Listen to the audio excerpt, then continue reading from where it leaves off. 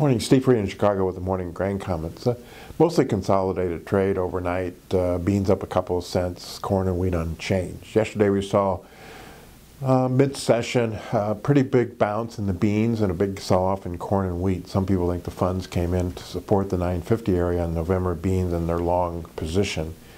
Corn, a couple of things floating around. Number one is that as the harvest progresses and the forecast looks better, we're starting to see where harvest is most advanced, some piles building up in the country, which means we may be running out of storage. And so that could force some selling there late in the harvest.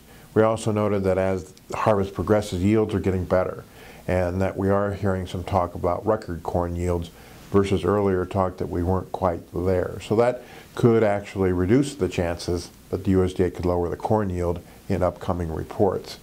And wheat is wheat. I mean, every time it tries to stage a rally, it gets beaten down, and so it continues in this relatively tight range. As far as global prices is concerned, U.S. prices are below Argentina right now, which helps our demand. Over in the meal, we're still the most expensive in the world compared to South America. In corn prices, we are competitive to South America, but Ukraine is cheaper. And in wheat prices, we're competitive to, let's say, Europe, but Russian wheat is still cheaper than us. So it seems like meal prices and wheat prices continue to need to move lower to be competitive on a world basis. We also note that barge freight here in the United States is the lowest since 2008. I think that there's less movement out of the farm than some people had thought.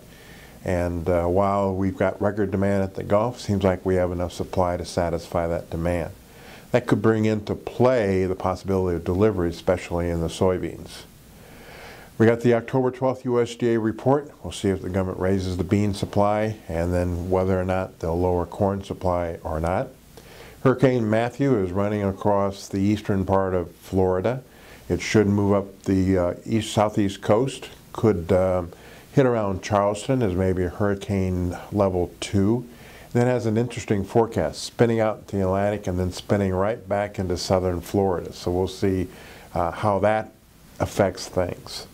Funds yesterday, buyers of beans and oil, sellers of meal, corn, and wheat continue to be long beans, long meal and oil, and short corn and wheat going into the post-harvest time frame, into the USDA report, and into the fall weather. As always, these are my thoughts and not those of ADM or ADM Investor Services, and have a safe and profitable trading day.